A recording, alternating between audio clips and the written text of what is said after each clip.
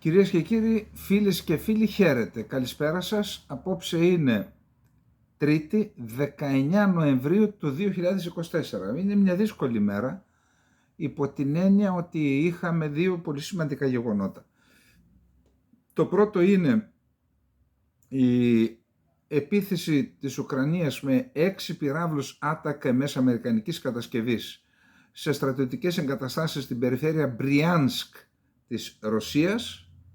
Και το δεύτερο είναι ότι λίγες ώρες μετά ακολούθησε η υπογραφή του επικαιροποιημένου πυρηνικού δόγματος της Ρωσίας, που φωτογραφίζει ως δικαιολογημένη με βάση το νέο δόγμα την απάντηση με τακτικό πυρηνικό όπλο σε επιθέσεις όπως αυτή που έγινε λίγες ώρες πριν. Κάναμε ένα έκτακτο για το θέμα, είχαμε χρόνο μέχρι τώρα είναι η ώρα περίπου 7 το βράδυ που γράφουμε την εκπομπή, γιατί υπάρχουν διαδικασίες μετά μέχρι να φορτωθεί.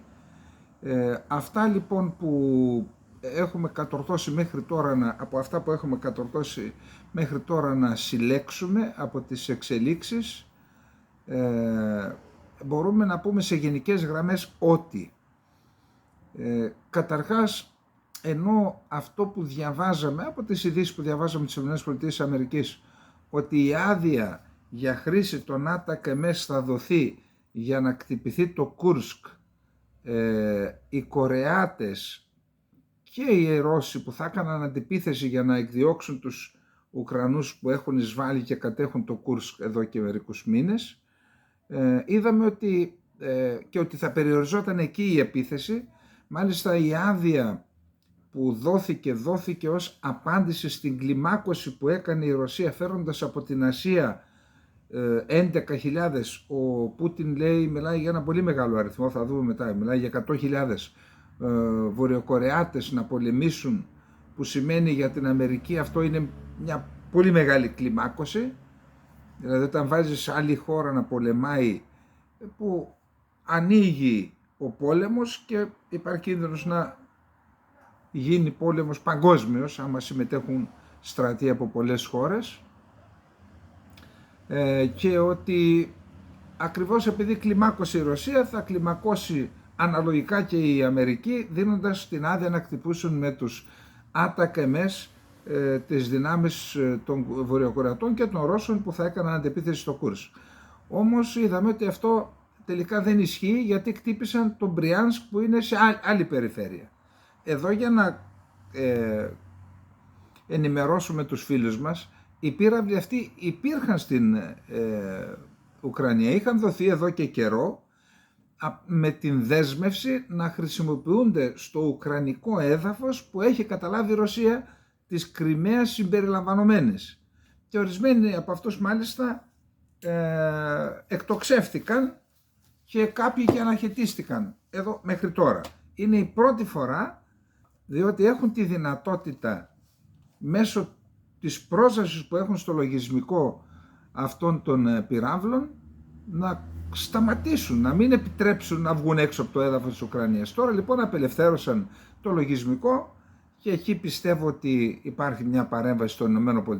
Δεν είμαι εκεί, αλλά πιστεύω ότι ο προγραμματισμός γίνεται από τις ΗΠΑ. Αυτό το έχουν πει και Ρώσοι επίσημοι, δηλαδή, νομίζω και ο ίδιος ο Πούτιν, αλλά αυτό πιστεύω και εγώ. Όπως επίσης και παρότι η Ουκρανία έχει ένα ισχυρό δίκτυο πληροφοριών, γιατί?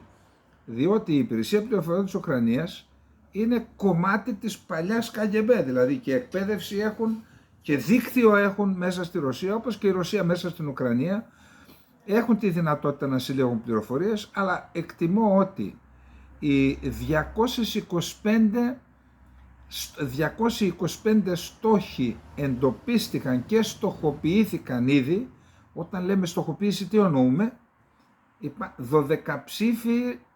12ψήφιες συντεταγμένες μπαίνουν για να πάει με ακρίβεια μέτρου το βλήμα εκεί που θα προγραμματιστεί. Πιστεύω λοιπόν ότι αυτή η στοχοποίηση ότι γίνεται με τη βοήθεια δορυφόρων και άλλων τεχνικών δυνατοτήτων που έχουν μόνο 2-3 χώρες της Δύσης για να κάνουν τέτοια στοχοποίηση. Άρα, Έχουμε λοιπόν τους 6 ατακεμές, οι 6 ατακεμές από τους 6, το Ρωσικό Υπουργείο Άμυνας δήλωσε ότι κατέρριψαν τους 4 και ότι όντως σε μία στρατιωτική βάση κτυπήθηκαν τα θραύσματα, λέει η ρωσική πλευρά, προκάλεσαν πυρκαγιά, αλλά δεν είχαμε εκτεταμένες καταστροφές. Η ουκρανική πλευρά λέει ότι ήταν απολύτως επιτυχής η εκτόξευση και ότι κτυπήθηκε ένα στρατόπεδο διοικητικής μερίμνης, στο οποίο μάλιστα υπήρχαν πύραυλοι και πυρομαχικά, μεταξύ αυτών και πυρομαχικά από την Βόρεια Κορέα. Οι Ρώσοι λένε ότι του κατέρριψαν τους 4 από τους 6 με S-400 και με Παντσίρ. Η S-400 είναι αντιπυραυλικό σύστημα υψηλών υψών και η Παντσίρ είναι μεσαίων υψών. Άλλο μέσο ρωσικό έγραψε ότι κατέρριψαν τους 5, πάντως το Υπουργείο Άμυνας αναφέρει τους 4 και το Ρωσικό Υπουργείο Άμυνας και το Ουκρανικό Υπουργείο Άμυνας λέει ότι ήταν απολύτως εύστοχη η επιχείρηση. Πριν πάμε να δούμε τι λέει ο ένας και ο άλλος, να σας πω την εντύπωση που αποκόμισα από όλα αυτά που έχω διαβάσει και από το θέμα που παρακολουθούμε τόσο καιρό. Εκτιμώ ότι ο Biden αυτή τη στιγμή, αυτό το μεσοδιάστημα ούτως ή άλλως είναι επικίνδυνο μέχρι να αναλάβει την εξουσία. Ούτως ή άλλως, όποιος και να ήταν ο επόμενος πρόεδρος, είναι επικίνδυνο για να γίνουν πράγματα που δεν είναι υπό τον απόλυτο έλεγχο της πολιτικής εξουσίας, εννοώ να λειτουργήσουν τα κέντρα. Εδώ χθες ο γιος του Τραμπ είπε ότι το στρατιωτικό βιομηχανικό κατεστημένο θέλει να προκαλέσει έναν τρίτο παγκόσμιο πόλεμο για να μην μπορέσει πλέον να δημιουργήσει δηλαδή ένα τετελεσμένο που δεν θα μπορέσει να το διαχειριστεί διαφορετικά ο πατέρας του, γιατί ο πατέρας του άλλα ήθελε ειρήνη. Άρα πιστεύω ότι κάπου εκεί βρίσκεται η αλήθεια. Είδα ένα βίντεο του Biden και ειλικρινά δεν έχω καμία διεύθυνση ούτε να περιπέξω κανέναν, ούτε να μειώσω κανέναν. Στον Αμαζόνιο ήταν μπροστά σε ένα βήμα εκεί μετά το G20, πήγε στον Αμαζόνιο για να δείξει την καταστροφή του πλανήτη. Όντως ο Αμαζόνιος είναι ο πνεύμονας του πλανήτη και εκεί γίνεται όχι ένα, πολλά οικολογικά εγκλήματα. Σωστά πήγε εκεί λοιπόν, είχε ένα βήμα που έγραφε μπροστά πρόεδρος των ΗΠΑ και όταν τελείωσε, αντί να πάει εκεί που έπρεπε να πάει, γύρισε με φόντο. Δεν ξέρω άλλη λέξη, Μαρία, τι να πω. Με φόντο το δάσος του Αμαζονίου και αντί να πάει προς την κατεύθυνση που θα έπρεπε να πάει, γύρισε αφού τελείωσε την ομιλία του και πήγε προς το δάσος. Θέλω να πω ότι ούτως ή άλλως είμαστε σε μεταβατική περίοδο. Ο Biden εκ των πραγμάτων είναι αποδυναμωμένος αφού υποχρεώθηκε να πει ότι εγώ έχω αδυναμία και έβαλε την Κάμαλα Χάρις. Έχει και αντικειμενικά την αδυναμία, άρα τα διάφορα παράκεντρα αποφάσισαν να δοθεί η άδεια για τους ατακεμές. Τώρα, είπαμε ότι είναι 225 οι στόχοι, έτσι, 225 οι στόχοι. Τι είναι αυτά? Είναι αεροδρόμια από τα οποία απογειώνονται αεροσκάφη για να βομβαρδίσουν την Ουκρανική επικράτεια και να βοηθήσουν τη ρωσική επίθεση. Είναι στρατόπεδα στα οποία είτε συγκεντρώνεται υλικό που έρχεται από άλλες περιοχές για να διοχετευτεί στη συνέχεια στον πόλεμο, τεθωρακισμένα, άρματα μάχης, πυροβολικό, στρατόπεδα διοικητικής μερίμνης όπου συγκεντρώνεται κυρίως βλήματα πυροβολικού και όλμων για να στη συνέχεια να μεταφορθούν στις μονάδες του μετώπου, γιατί αυτός ο πόλεμος είναι βλήματοκεντρικός, και φυσικά και άλλα ζητήματα και άλλα υλικά, τρόφιμα, είδη ένδυσης, καύσιμα, διοικητικής μερίμνης για να λειτουργήσει όλο αυτό το μέτωπο που το υποστηρίζει 11 στρατιές νομίζω ότι έχουν αναπτυχθεί ή 12 στρατιές. Μιλάμε για τεράστιος αριθμός. Ίσως είναι πάνω από 1 εκατομμύριο οι στρατιώτες. Άρα, θεωρητικά, αν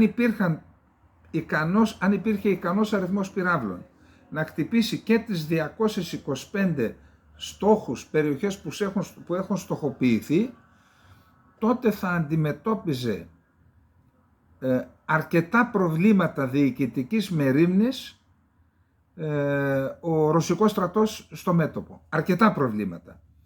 Μπορεί να συνέχιζαν, δηλαδή ήδη λένε ότι ορισμένα στρατόπεδα τα έχουν απομακρύνει, βάσεις αεροπορικές έχουν φύγει, τα αεροπλάνα πήγαν σε άλλες βάσεις, αλλά εάν χτυπούσαν όλα αυτά, χτυπούσαν δε και γέφυρες και άλλους οδικούς και σιδηροδρομικούς κόμβους,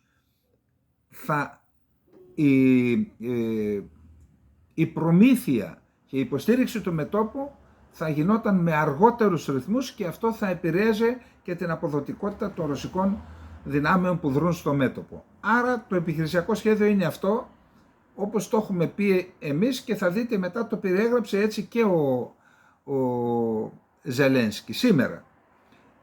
Τι έχουν λοιπόν ως στόχο με αυτό να κάνουν? Έχουν ως στόχο στην καλύτερη περίπτωση να αλλάξουν την πορεία των επιχειρήσεων στο μέτωπο, να την αντιστρέψουν υπέρ των Ουκρανικών ενόπλων δυνάμεων, που είναι δύσκολο. Στην χειρότερη περίπτωση να επιβραδύνουν τις επιχειρήσεις του και την προέλαση του ρωσικού στρατού, έτσι ούτως ώστε την Άνοιξη, όταν θα έχει ολοκληρωθεί και η επιστράτευση από τις Ουκρανικές ένοπλες δυνάμεις και η εκπαίδευση των επιστράτων, να μπορέσουν να κάνουν μια αντεπίθεση, να ανακτήσουν ορισμένα από τα εδάφη που κατέχει η Ρωσία. Αυτό είναι όλο το σκεπτικό. Τώρα, ποια είναι η αντίδραση της Ρωσίας? Η αντίδραση της Ρωσίας δεν είδα μέχρι στιγμής από τις δηλώσεις, θα τις διαβάσω μετά τις δηλώσεις. Δεν υπάρχουν αντιδράσεις που να μας οδηγούν στο συμπέρασμα ότι μπορεί να έχουμε άμεσα μία απάντηση από τη Ρωσία, και μάλιστα με χρήση τακτικού πυρηνικού όπλου. Δεν φαίνεται τέτοιο πράγμα. Απειλές υπάρχουν. Και θα δούμε πρώτα απειλή είναι η ίδια η επικαιροποίηση του πυρηνικού δόγματος, το οποίο επικαλείται σήμερα ο μόνος κυβερνητικός αξιωματούχος, πέρα από τον Πεσκόφ και τη Τσαχάροβα, που ανώτατος που μίλησε, είναι ο Λαυρόφ, και θα δούμε τη δήλωσή του. Είδα τη δήλωση του Μετβέντεφ, που αυτός είναι, ξέρετε, και οδηγός. Από εκεί παίρνουμε στοιχεία για το ποια μπορεί να είναι η αντίδραση του, γιατί είναι ο κακός αυτός, το παίζει ο κακός οροφύλακας, ο καλός και ο κακός, έτσι. Δεν είδα εκεί διάθεση άμεσης χρησιμοποίησης τακτικού πυρηνικού όπλου. Πιστεύω ότι θα πρέπει να δούμε, τώρα ξέρετε, ο ένας μετράει τον άλλον. Ήδη μπήκαμε σε διακεκαμένη ζώνη, δεν έχω καμία αμφιβολία γι' αυτό, αλλά αυτή τη στιγμή ο ένας μετράει τον άλλον.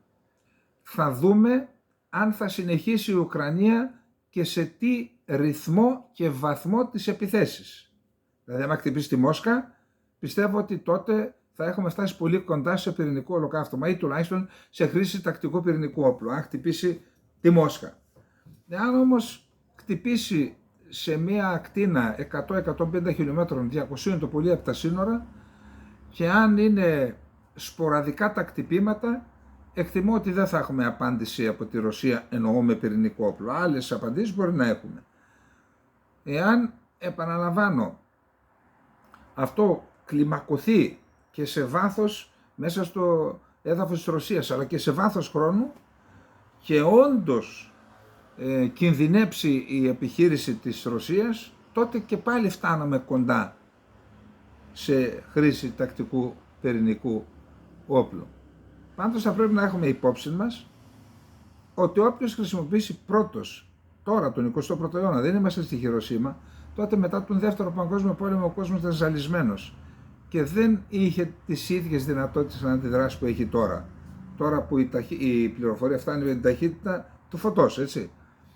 Όποιος τολμήσει να χρησιμοποιήσει πυρηνικό όπλο, πιστεύω ότι θα έχει απέναντί του όλη την ανθρωπότητα. Δηλαδή, εάν το κάνει η Ρωσία, τότε δύσκολα θα βρεθεί χώρα να την υποστηρίξει, εκτός από τη Βόρεια Κορέα ίσως. Ακόμα και η Κίνα πιστεύω ότι θα πάρει αποστάσεις, και ίσως και το Ιράν. Μόνο η Βόρεια Κορέα ίσως σταθεί στο πλευρό της. Άρα, εάν χτυπηθεί η Μόσχα, και τότε δύσκολα η Ρωσία θα μπορέσει να το... Υπάρχει ένα άλλο θέμα πάντως. Σας είπα τις περιπτώσεις που είναι πιθανόν να χρησιμοποιηθεί. Υπάρχει όμως και ένα άλλο θέμα. Είναι το κύρος της Ρωσίας και η αποτρεπτική ισχύς της Ρωσίας. Δηλαδή, από την αρχή, στην ουσία, και τώρα καταλαβαίνω ότι κάποιος μπορεί να... αλλά στην ουσία παίζουν όπως η γάτα με το ποντίκι οι δυτικοί. Δηλαδή ξεκίνησαν για να μετρήσουν ποια θα είναι τα αντανακλαστικά της Ρωσίας. Ξεκίνησαν, στην αρχή δεν ήθελαν να δώσουν, τα είπαμε και χθες αυτά, τα Abrams, δεν ήθελαν να δώσουν τα HIMARS, τα έδωσαν. Δεν ήθελαν να δώσουν τα F-16, τα έδωσαν. Δεν ήθελαν να δώσουν άλλα τεθωρακισμένα άρματα, Leopard και τα λοιπά, τα έδωσαν. Τώρα δεν ήθελαν να δώσουν τους άτακαμές, τους έδωσαν για αυτούς. Και η Ρωσία δεν αντέδρασε και στις προηγούμενες περιπτώσεις. Άρα αυτή τη στιγμή γίνεται αυτό το παιχνίδι, να τεστάρουν, πάλι ξένη λέξη λέω, τι να κάνουμε, τα αντανακλαστικά της Ρωσίας. Όμως, εάν η Ρωσία κάποια στιγμή δεν απαντήσει, και επαναλαμβάνω όχι με πυρηνικό όπλο, γιατί εκεί είπα μόνο σε ακραίες περιπτώσεις, εάν χτυπηθεί η Μόσχα και εάν έχουμε μεγάλης έντασης επιθέσεις με άτακεμες και σε βάθος χρόνου, τότε πιθανόν να φτάσουμε κοντά σε πυρηνικό πλήγμα. Κατά τα άλλα πιστεύω ότι όχι. Όμως να δούμε τι άλλες δυνατότητες έχει η Ρωσία να αντιδράσει, για να δείξει ότι την υπολογίζουν. Διότι μέχρι τώρα δεν φαίνεται να την υπολογίζουν. Δεν έχει σημασία που την πληρώνει η Ουκρανία, δεν λέμε αυτό τώρα. Μιλάμε σε υψηλό επίπεδο τι παίζεται μεταξύ της Δύσης και της Ρωσίας. Τώρα, αυτά για τον πόλεμο. Είπαμε 225 είναι οι στόχοι. Να δούμε λίγο το επικαιροποιημένο δόγμα. Το πυρηνικό δόγμα και τι πυροδοτεί η ενεργοποίησή του. Η τροποποίηση και η ενεργοποίησή του. Επισήμως γνωστό ως οι βασικές αρχές της κρατικής πολιτικής για την πυρηνική αποτροπή, υπογράφηκε το 20 και θέτει το πλαίσιο χρήσης του ατομικού προστασίου της Ρωσίας του μεγαλύτερου στον κόσμο. Υπογράφηκε τότε, ενεργοποιείται τώρα. Τροποποιήθηκε και ενεργοποιείται. Περιγράφει τα πυρηνικά όπλα ως μέσο αποτροπής, σημειώνοντας ότι η χρήση τους είναι ένα ακραίο και αναγκαστικό μέτρο. Διακηρύσει ότι η Ρωσία καταβάλει κάθε απαραίτητη προσπάθεια για να αμβλύνει την πυρηνική απειλή και να αποτρέψει την όξυνση διακρατικών σχέσεων που θα μπορούσαν να προκαλέσουν στρατιωτικές συγκρούσεις συμπεριλαμβανομένων και πυρηνικών. Το έγγραφο αναφέρει ότι η πυρηνική αποτροπή αποσκοπεί στην κατανόηση από έναν δυνητικό αντίπαλο του αναπόφευκτου των αντιπίνων. Δηλαδή το δόγμα είναι τέτοιο που να καταλάβει ο άλλος ότι θα υπάρχουν αντίπεινα εάν κάνει κάτι, αυτά που θα πούμε παρακάτω. Σε περίπτωση επίθεσης κατά της Ρωσικής Ομοσπονδίας ή των συμμάχων της. Δηλαδή μπορεί, αν χτυπηθεί μόνο η Λευκορωσία, πάλι να ενεργοποιηθεί το δόγμα, οι άλλοι σύμμαχοι. Σύμφωνα με το ρωσικό πυρηνικό δόγμα, η Ρωσία θα μπορούσε να κάνει χρήση των πυρηνικών όπλων της ως απάντηση στη χρήση πυρηνικών και άλλων ειδών όπλων μαζικής καταστροφής κατά της ιδείας και ή των συμμάχων της, καθώς και σε περίπτωση επιθετικότητας κατά της Ρωσικής Ομοσπονδίας με τη χρήση συμβατικών όπλων όταν η ίδια η υπόσταση του κράτους τίθεται σε κίνδυνο. Δηλαδή, εάν η Ρωσία χαρακτηρίσει τις επιθέσεις αυτές, επαναλαμβάνω, αν ενταθούν με άτακαμες ή αν χρησιμοποιηθούν και οι Storm Shadow και οι Scalp, τότε θα έχουμε 3 χώρες, Αμερική, η Βρετανία και η Γαλλία, επιτίθενται. Η Ιταλία είπε δεν δίνω άδεια και η Γερμανία το ίδιο. Εάν λοιπόν η Ρωσία χαρακτηρίσει ότι η απειλή είναι ζωτική από τέτοιες επιθέσεις, τότε με βάση το δόγμα νομιμοποιείται να ενεργοποιήσει το πυρηνικό δόγμα. Τι είπε ο Ζελένσκι για το θέμα?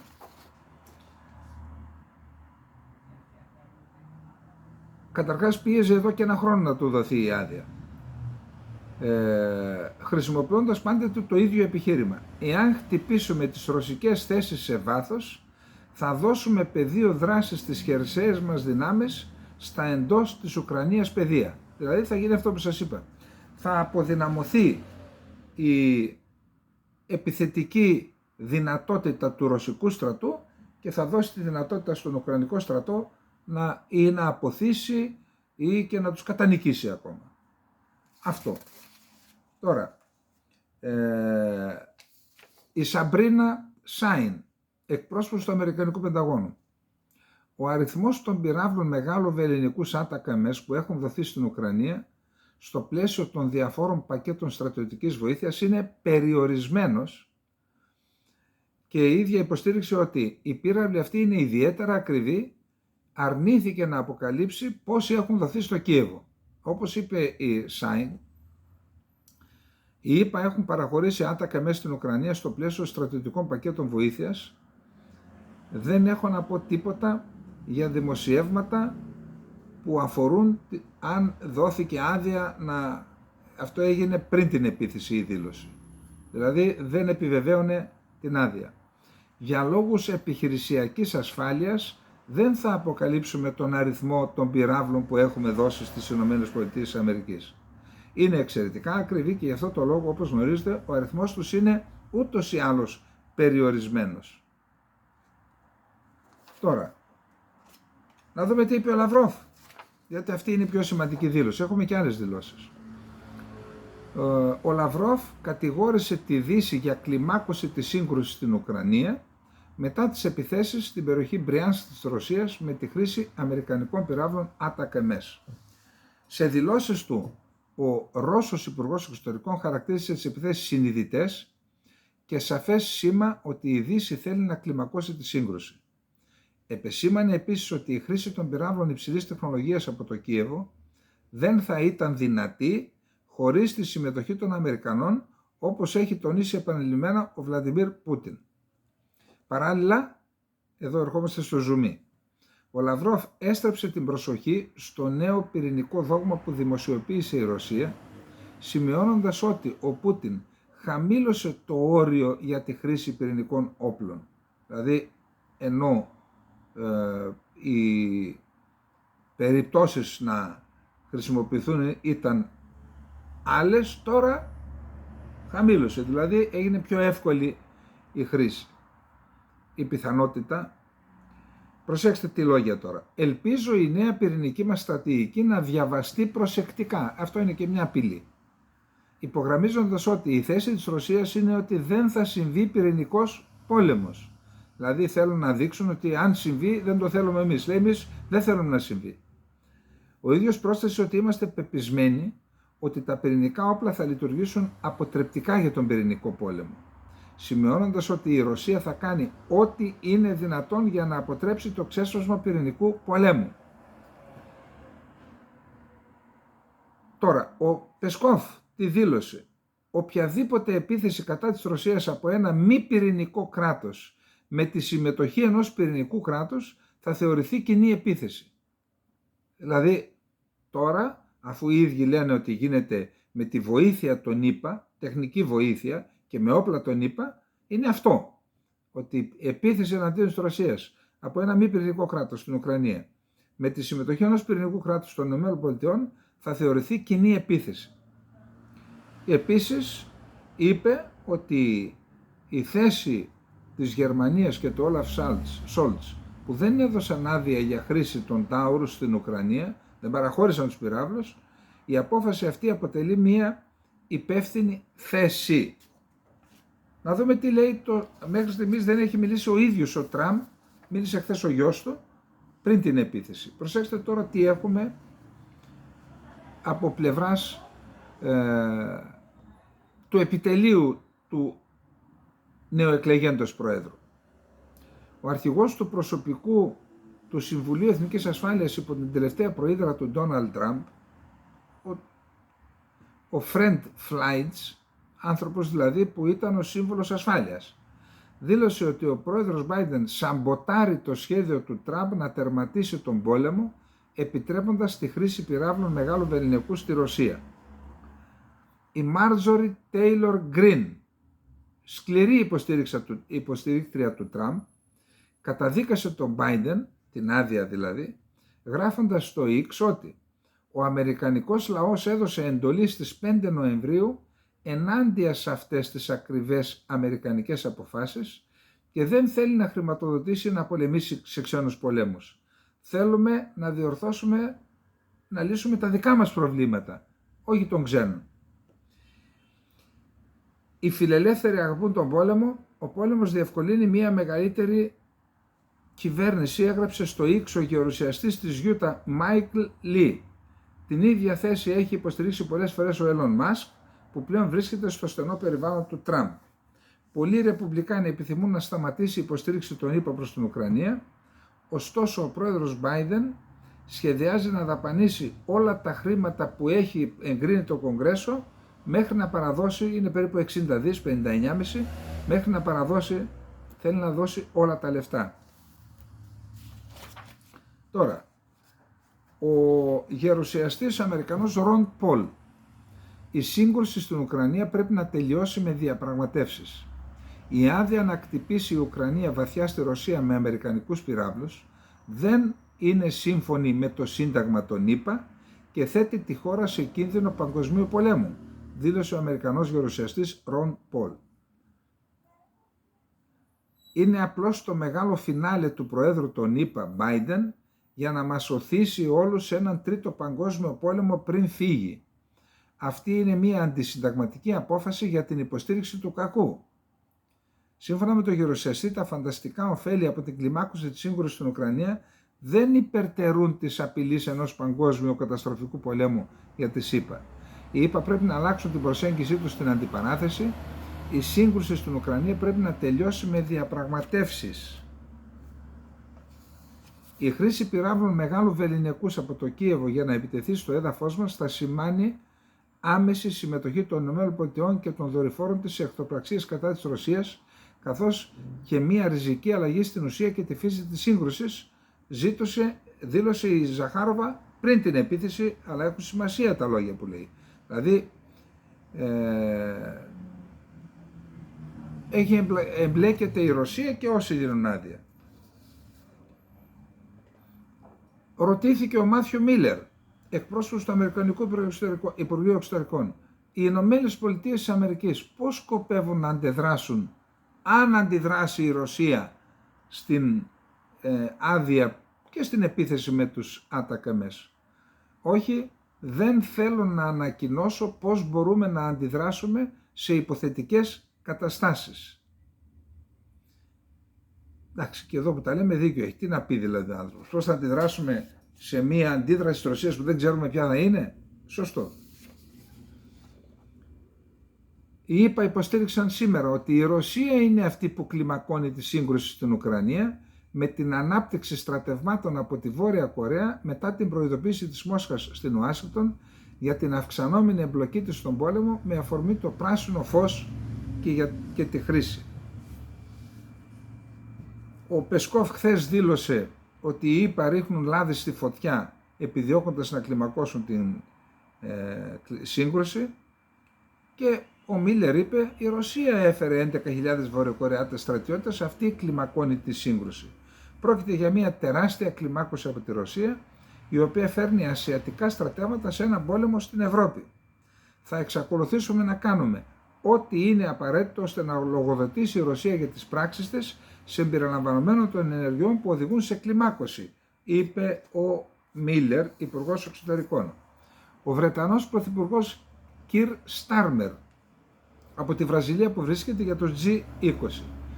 Προφανώς δεν θα επισέλθω σε επιχειρησιακές λεπτομέρειες για το αν έδωσε άδεια για τους Storm Shadow, επειδή αν το κάναμε αυτό, ο μοναδικός κερδισμένος θα ήταν ο Βλαντιμίρ Πούτιν, δηλαδή θα έπαιρνε μέτρα για αντιπυραυλική προστασία. Θα πρέπει να διπλασιάσουμε τις προσπάθειες και να διασφαλίσουμε ότι η Ουκρανία θα έχει όσα χρειάζεται για όσο καιρό απαιτείται, επειδή δεν μπορούμε να επιτρέψουμε στο Ρώσο πρόεδρο Πούτιν να κερδίσει αυτόν τον πόλεμο.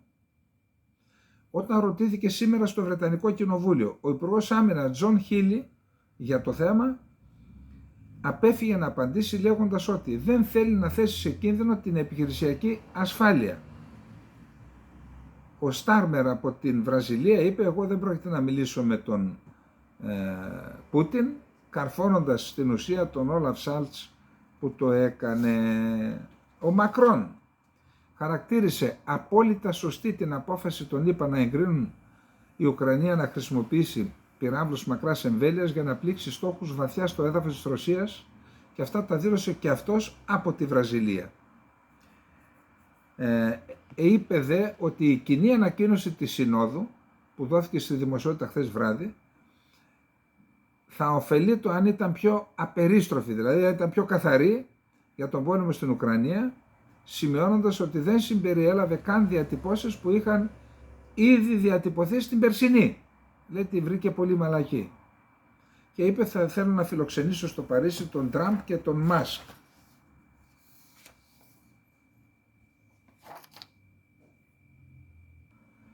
Η Ιταλία αρνήθηκε να επιτρέψει στην Ουκρανία να χρησιμοποιήσει ιταλικά όπλα για χτυπήματα βαθιά στο έδαφος της Ρωσίας. Η απάντηση της Ρωσίας στη χρήση πυράβλων μεγαλοβελληνικούς από το καθεστώς του Κιέβου στο έδαφος της χώρας θα είναι επαρκής και απτή, δήλωσε το Ρωσικό Υπουργείο Εξωτερικών. Πια στο αυγό και κούραυτο, επαρκής και απτή. Οι Υπουργοί Εξωτερικών της Ευρωπαϊκής Ένωσης δεν κατάφεραν να καταλήξουν σε συμφωνία για την απεμπλοκή κεφαλαίων, επειδή έβαλε βέτο η Ουγγαρία, ρωσικών παγωμένων κεφαλαίων να δοθούν στην Ουκρανία. Αύριο ο Ζελένσκι θα παρουσιάσει το σχέδιο εσωτερικής ανθεκτικότητας. Έχει και λίγο προεκλογική οσμή αυτό. Και λέει διάφορα μέτρα που αφορούν το εσωτερικό της Ουκρανίας.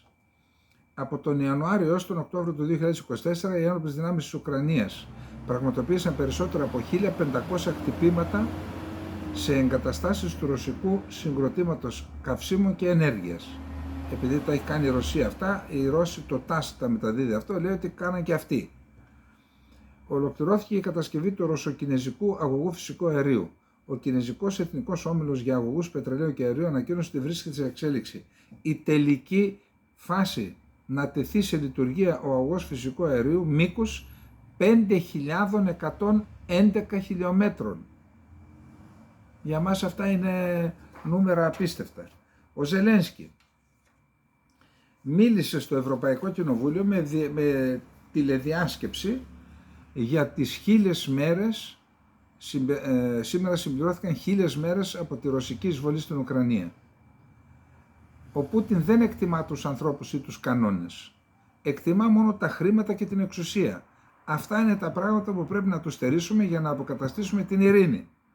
Κανείς δεν μπορεί να απολαύσει ήρεμα νερά εν μέσω καταιγίδας και πρέπει να κάνουμε τα πάντα για να τελειώσει ο πόλεμος δίκαια. Είπε ότι 100.000 στρατιώτες από τη Βόρεια Κορέα έχουν έρθει στη Ρωσία, χωρίς να δώσει άλλα στοιχεία. Άσκησε κριτική στον Όλαφ Σόλτς. Ζήτησε την Ευρώπη να συνεχίσει να στηρίζει την Ουκρανία. Καταχειροκροτήθηκε 2 φορές, 6 λεπτά μίλησε από τους ευρωβουλευτές, τόσο στην έναρξη όσο και στη λήξη της ομιλίας του. Είπε και η Μέτσολα ότι θα συνεχίσει να στηρίζει. Έχουμε ένα πολύ σημαντικό θέμα. Τελειώσαμε με τα πυρηνικά και την πόρτα του φρενοκομείου. Ελπίζουμε να παραμείνει κλειστή. 2 καλώδια μεταφοράς δεδομένων τηλεπικοινωνιών. Το ένα που συνδέει τη Σουηδία και τη Λιθουανία και το άλλο που συνδέει τη Φινλανδία και τη Γερμανία κόπηκαν. Και ο Πιστόριος λέει Υπουργός Άμυνας της Γερμανίας. Κανείς δεν πιστεύει ότι στη Βαλτική θάλασσα, υποθαλάσσια, έτσι. Κανείς δεν πιστεύει ότι τα καλώδια καταστράφηκαν κατά λάθος. Δεν θέλω επίσης να πιστέψω ότι οι άγκυρες των πλοίων προκάλεσαν τη ζημιά κατά λάθος. Δήλωσε σήμερα στις Βρυξέλλες ο Πιστόριους. Πρέπει να υποθέσουμε χωρίς ασφαλείς πληροφορίες ότι η ζημιά προκλήθηκε από δολιοφθορά. Τώρα, κάνουν έρευνες, λένε ότι ένα κινέζικο πλοίο, το Yipeng, είναι αυτό που προκάλεσε και τις δύο δολιοφθορές. Με την άγκυρά του την τράβηξε, την έσυρε και σέρνοντας την έκοψε τα καλώδια. Τώρα θα το έκανε έτσι ανοιχτά, δεν μπορώ να καταλάβω. Το ένα καλώδιο λοιπόν είναι 218 χιλιόμετρων μεταξύ Λιθουανίας και του νησιού Γκότλαν στη Σουηδία. Από τις 8 το πρωί της Κυριακής κόπηκε. Το δεύτερο είναι 1200 χιλιόμετρων, συνδέει το Ελσίνκι και το Ροστόκ, γερμανικό λιμάνι. Σταμάτησε να λειτουργεί στις 2 η ώρα το πρωί χθες, Δευτέρα. Υπάρχει μεγάλη ανησυχία, όλοι νομίζουν ότι είναι ένας υβριδικός πόλεμος. Τώρα, η παράδοση κινέζικων ντρόν στη Ρωσία προς χρήση στον πόλεμο εναντίον της Ουκρανίας, αν επιβεβαιωθεί, θα έχει συνέπειες από πλευράς Ευρωπαϊκής Ένωσης, απείλησε χθες Δευτέρα η Γερμανίδα Υπουργός Εξωτερικών Αναλένα Μπέρμποκ την Κίνα. Οι Αμερικανοί δεν είναι σε θέση να επιβεβαιώσουν εάν όντως κινέζικα μη αποδρομμένα αεροσκάφη έχουν παραδοθεί για χρήση από την Κίνα στη Ρωσία. Σας είπα χθες, δεν έχουμε χρόνο γιατί ήταν πολύ σημαντικό το πρώτο θέμα, ότι πρέπει να αναφέρουμε τι γίνεται με την Ursula von der Leyen. Είναι ο ισχυρότερος άνθρωπος στην Ευρωπαϊκή Ένωση και μας αφορά όλους το αν είναι υπό έλεγχο, αν δικαστεί, αν είναι διεφθαρμένη. Κοιτάξτε λοιπόν τι μας έγραψε ο αγαπητός φίλος Μιχάλης Ψήλος, διευθυντής της ιστοσελίδας της Ναυτεμπορικής. Ενώπιον του Δικαστηρίου της Ευρωπαϊκής Ένωσης στο Λουξεμβούργο βρέθηκε την περασμένη Παρασκευή η Κομισιόν, μετά από μήνυση των New York Times. Ο λόγος: η άρνηση της Ευρωπαϊκής Επιτροπής να δημοσιοποιήσει τα μηνύματα SMS που αντάλλαξε το 2012 στη διάρκεια της πανδημίας, η πρόεδρος Ursula von der Leyen και ο επικεφαλής της Pfizer, Albert Bourla, διαπραγματευόμενοι συμβόλαια δεκάδων δισεκατομμυρίων ευρώ με την φαρμακοβιομηχανία. Στη διάρκεια της ακροματικής διαδικασίας στο Δικαστήριο της Ευρωπαϊκής Ένωσης δεν αποκαλύφθηκε το περιεχόμενο της ανεξιχνίας της επικοινωνίας von der Leyen-Bourla, αλλά η υπόθεση παραμένει. Ποια έγγραφα πρέπει να δημοσιοποιήσει η Επιτροπή της Ευρωπαϊκής Ένωσης στο μέλλον? Για την ιστορία, μετά την έκρηξη της πανδημίας, η Κομισιόν διαπραγματεύτηκε για μας, για 27 κράτη της Ευρωπαϊκής Ένωσης με τη Pfizer. Ακολούθησε η μεγαλύτερη παραγγελία που έχει δώσει ποτέ η Επιτροπή της Ευρωπαϊκής Ένωσης. 1,8 δισεκατομμύρια εμβόλια, αρκετά για να εμβολιαστεί ολόκληρος ο πληθυσμός της Ευρωπαϊκής Ένωσης 3 φορές. Η von der Leyen λέγεται ότι διεξήγαγε τις διαπραγματεύσεις προσωπικά. Επικοινώνησε με το αφεντικό της Pfizer μέσω γραπτών μηνυμάτων, όπως παραδέχτηκε η ίδια στους New York Times. Ρωτήθηκε. Η συμφωνία αποτιμήθηκε σε πάνω από 35 δισεκατομμύρια ευρώ. Η Ευρωπαϊκή Ένωση δεν αποκάλυψε ποτέ το πραγματικό τίμημα. Ποτέ. Έκτοτε, εκατοντάδες εκατομμύρια από τα εμβόλια έχουν καταστραφεί, έχουν υπερβεί την ημερομηνία λήξης. Πάνε τα λεφτά δηλαδή. Η υπόθεση βγήκε στη δημοσιότητα μετά την επίμαχη συμφωνία. Το 2021 βγήκε, όταν ο δημοσιογράφος Αλεξάντερ Φάντα ζήτησε στο πλαίσιο του Ευρωπαϊκού Νόμου για τη Διαφάνεια τα γραπτά μηνύματα που φέρεται να είχε ανταλλάξει η πρόεδρος της Ευρωπαϊκής Ένωσης με τον Μπουρλά. Η Κομισιόν αρνήθηκε την πρόσβαση στο δημοσιογράφο. Υποστήριξε ότι τα μηνύματα δεν ήταν επίσημα έγγραφα και έπρεπε να καταχωρήσει τα οποία θα έπρεπε να καταχωρήσει η Επιτροπή. Αφού δεν ήταν επίσημα έγγραφα, τι μιλούσε, έκαναν έλεγαν προσωπικά ζητήματα. Υπηρεσιακά δεν ήταν αυτά που λέγανε, δεν αφορούσαν τα λεφτά της Ευρωπαϊκής Ένωσης. Γιατί δεν είναι υπηρεσιακά? Να γίνουν. Αφού για τα λεφτά της Ευρωπαϊκής Ένωσης μιλάμε. Για να δείτε ποιοι μας κυβερνούν, έτσι. Και πόσο μπορούμε να εμπιστευτούμε σε αυτό το πράγμα που λέγεται γραφειοκρατία και διοικητική δομή της Ευρωπαϊκής Ένωσης, να εμπιστευτούμε το μέλλον μας. Κούνια που μας κούναγε. Λοιπόν, ο δημοσιογράφος παρέπεισε την υπόθεση στον Ευρωπαίο διαμεσολαβητή και αποδείχθηκε ότι είχε δίκιο. Το όργανο το οποίο εξετάζει καταγγελίες κατά των αρχών της Ευρωπαϊκής Ένωσης διαπίστωσε κακοδιοίκηση. Μα εντάξει, χρειάζεται να είσαι και ειδικός, αυτό βγάζει μάτι. Ως εκ τούτου η Επιτροπή δεν είχε το δικαίωμα να αποκρύπτει κατηγορηματικά τα μηνύματα από την κοινή γνώμη. Λέει ο Ευρωπαίος Διαμεσολαβητής, δώσε στη δημοσιότητα. Παρ' όλα αυτά η Κομισιόν επιμένει να τα κρύβει.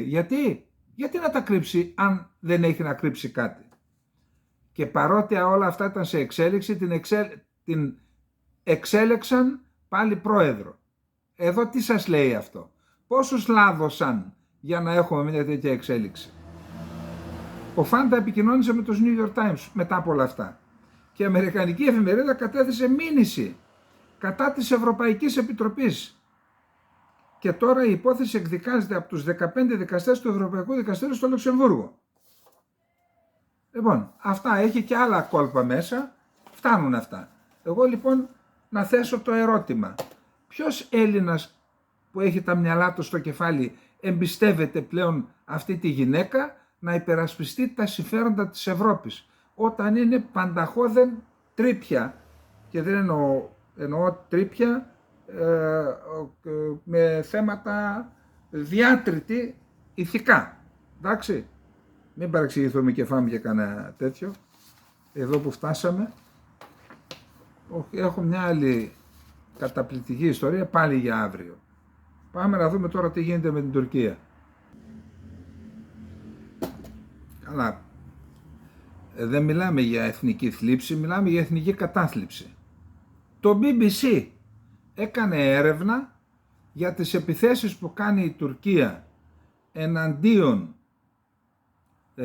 δικτύων στην βορειοανατολική Συρία, είτε ηλεκτρικού ρεύματος είτε υδροδότησης, τα οποία έχουν προκαλέσει ανθρωπιστική κρίση, και λέει το BBC ότι αποτελούν, προσέξτε εδώ,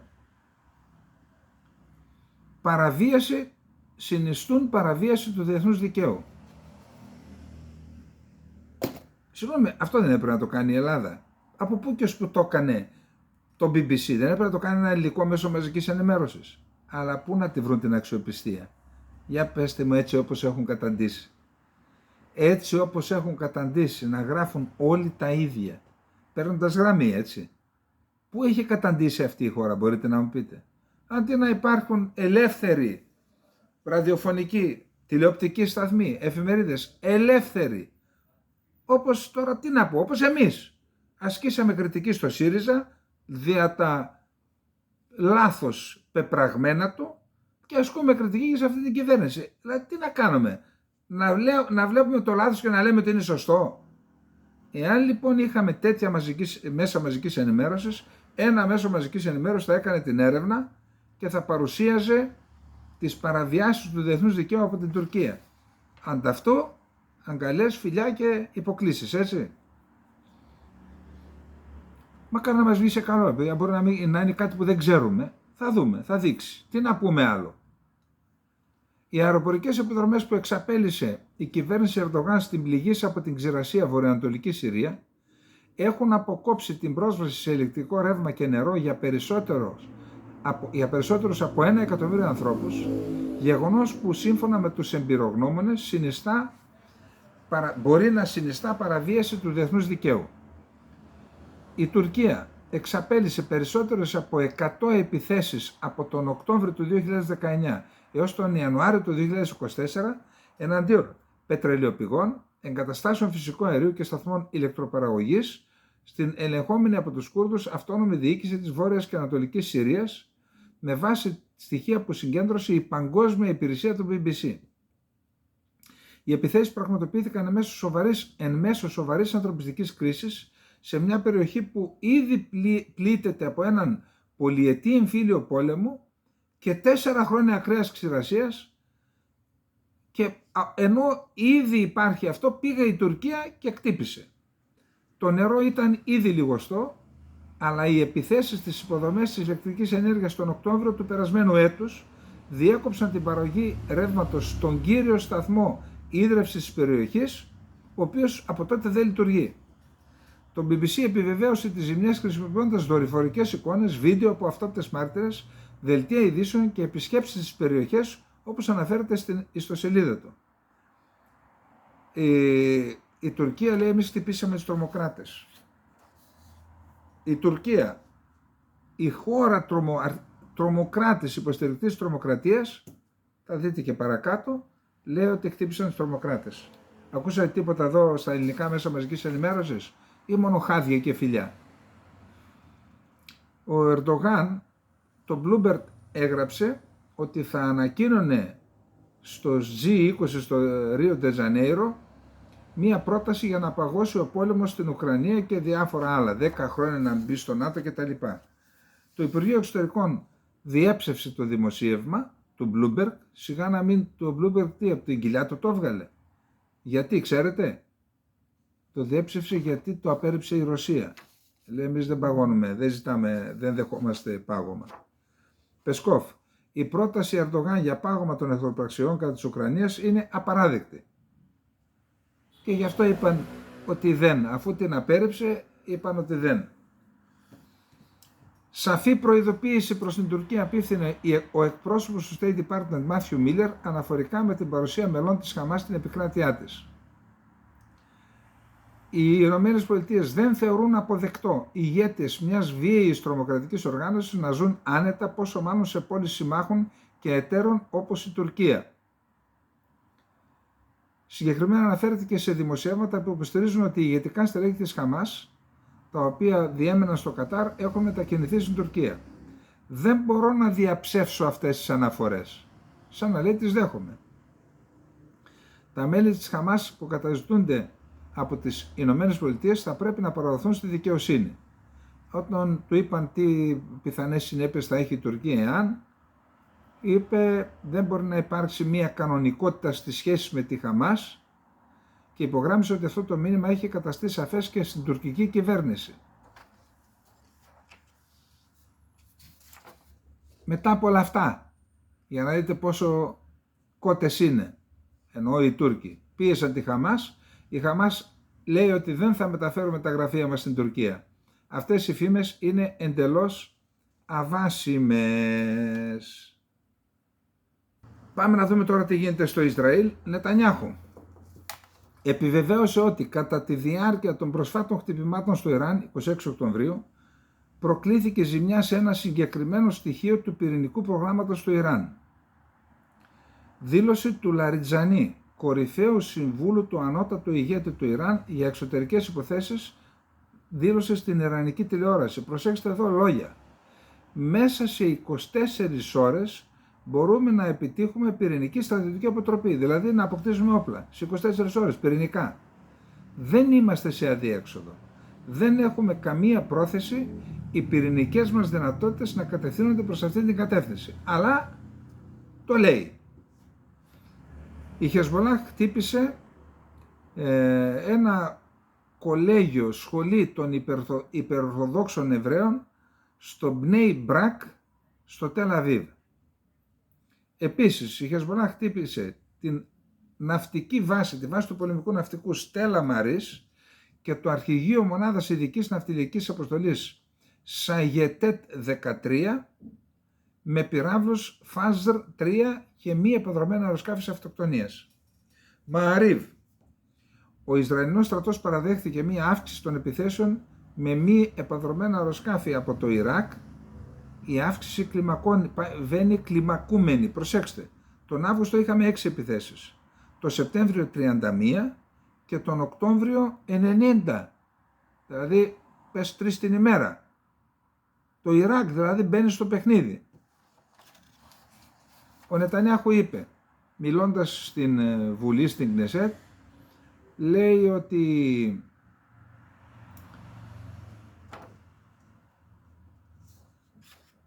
είπε ότι χτυπήσαμε το πυρηνικό πρόγραμμα του Ιράν, ναι. Λέει ότι ομολόγησε ότι εγώ έδωσα την άδεια να ανατιναχτούν οι βομβιτές που είχαν τα στελέχη της Χεσμολάχ, διότι υπήρχε περίπτωση να αποκαλυφθεί και να τους πετάξουν και έτσι να χάσουμε τη δυνατότητα. Όταν δέχθηκε εισηγήσεις να ενημερώσει πρώτα τους Αμερικανούς και είπε όχι, διότι αν τους ενημερώσουμε υπάρχει περίπτωση να διαρροής και να χάσουμε το όπλο αυτό που έχουμε στα χέρια μας. Ο επικεφαλής της ΣΥΝΠΕΤ, της Υπηρεσίας Εσωτερικής Ασφάλειας, μετέβη στην Τουρκία. Τώρα λέγονται διάφορα. Συναντήθηκε με τον Ιμπραήμ Καλίν, τον διοικητή της Υπηρεσίας Πληροφοριών. Άλλοι λένε ότι πήγε για να ζητήσει από την Τουρκία να μην φιλοξενήσει τη Χαμάς. Άλλοι λένε ότι πήγε για να ζητήσει τη διαμεσολάβηση της Τουρκίας για τους ομήρους, διότι πλέον δεν υπάρχει διαμεσολαβητές μετά την απόσυρση του Κατάρ. Εγώ δεν είμαι σε θέση να σας πω τι από τα δύο έγινε. Μπορεί να έγιναν και από τα δύο. Δηλαδή, πάντως, ο βασικός διαπραγματευτής της Χαμάς βρίσκεται στην Τουρκία. Σιρήνες ήχησαν στο Τελαβίβ καθώς και σε άλλες κεντρικές Ισραηλινές πόλεις το βράδυ της Δευτέρας έπειτα από πυραυλικές επιθέσεις της Χεσμολάχ. 5 άνθρωποι τραυματίστηκαν, εκ των οποίων ο ένας σοβαρά στις περιοχές Μπνέι Μπρακ και Ραμάτ Γκάν μετά από πυραυλική επίθεση της Χεσμολάχ στο κεντρικό Ισραήλ, μεταφέρουν οι Times of Israel. Επίσης μια γυναίκα σκοτώθηκε και άλλοι 5 τραυματίστηκαν μετά από ροκέτα εναντίον της πόλης Σφαράμ στο βόρειο Ισραήλ, πάλι της Χεσμολάχ. Ο Νετανιάχου τι είπε στη Βουλή? Ό,τι και να υπογράψουμε, εμείς θα κάνουμε επιθέσεις εναντίον της Χεσμολάχ μέχρι να εξαλειφθεί η απειλή. Οι Ισραηλινές Ενόπλες Δυνάμεις ανακοίνωσαν ότι ο Αλί Ταουφίκ Νουέκ, διοικητής μονάδας πυράβλων μεσαίου βελληνικούς της Χεσμολάχ, σκοτώθηκε σε αεροπορική επιδρομή σε χωριό δίπλα στην πόλη Ναμπατίγια του Νοτίου Λιβάνου. Ο Πάπας Φραγκίσκος, είπαμε χθες στο βιβλίο του, ότι είπε ότι σύμφωνα με κάποιους μπορεί να γίνεται γενοκτονία.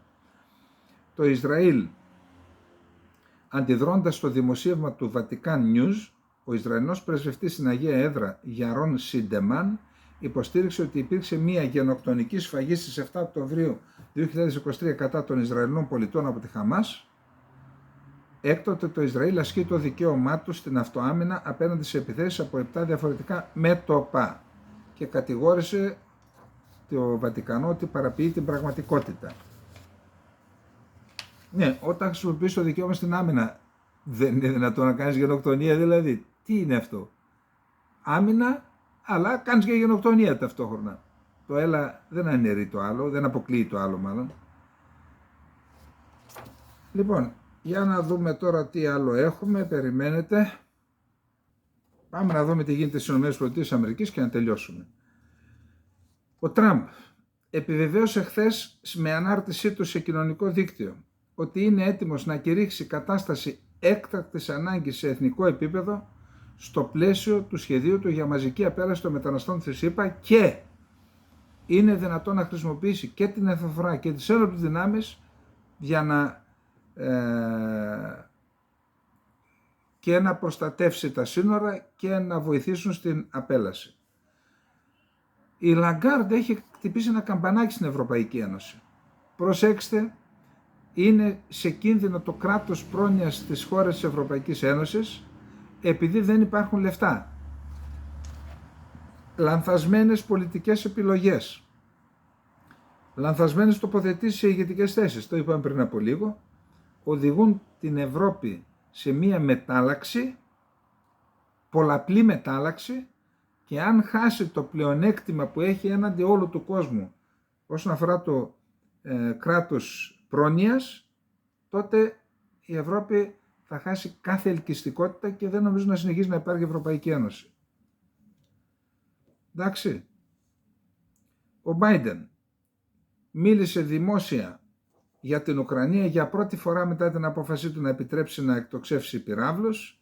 Όλοι πρέπει να εργαστούμε για να τερματίζουμε τις συγκρούσεις και τις κρίσεις που εμποδίζουν την πρόοδο στη διασφάλιση της επιστημιστικής ασφάλειας στον κόσμο. Οι Ηνωμένες Πολιτείες υποστηρίζουν στεναρά την κυριαρχία και την εδαφική ακεραιότητα της Ουκρανίας. Και όλοι όσοι είναι παρόντες σε αυτό το τραπέζι, πιστεύω θα πρέπει επίσης να παρέχουν αυτή την υποστήριξη. Απέναντί του καθόταν και ο Λαυρόβ.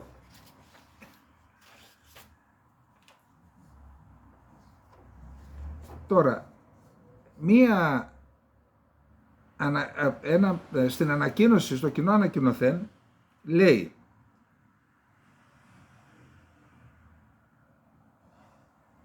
ενστερνίζονται οι χώρες του G20 την ιδέα να φορολογούνται αποτελεσματικά οι κάτοχοι πολύ μεγάλων περιουσιών, πρωτοβουλία του Προέδρου της Βραζιλίας Λουίς Ινάσιο Λούλα ντα Σίλβα, που ασκεί το τρέχον διάστημα την Προεδρία.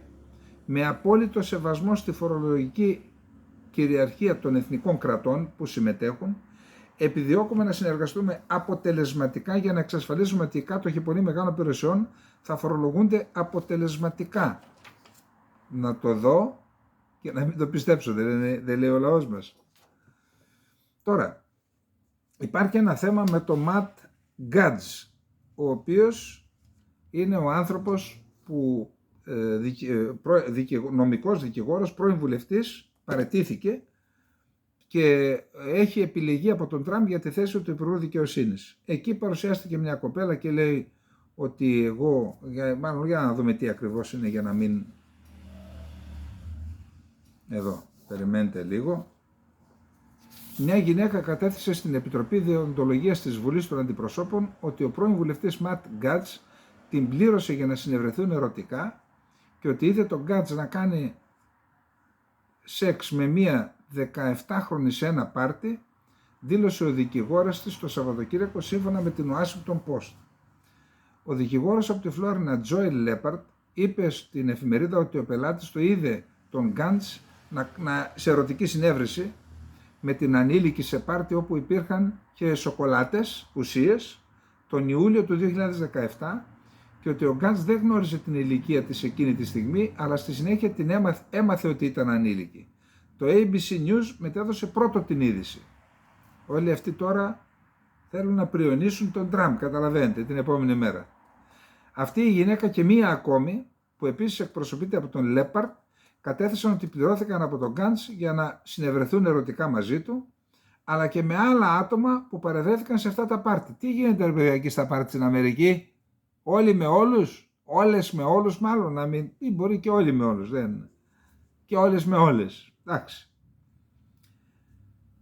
Ο Γκάτζ φέρεται ότι δεν πίεσε ποτέ τους πελάτες του Λέπαρτ να κάνουν χρήση ουσιών σε αυτά τα πάρτι, σύμφωνα με κατάθεση, αλλά είπε ότι η χρήση ουσιών όπως έκσταση ήταν ευρέως δεδομένη και αναμενόμενη. Όταν ρωτήθηκαν αν έκανε και ο ίδιος χρήση, οι γυναίκες απάντησαν καταφατικά. Τώρα, ο Τραμπ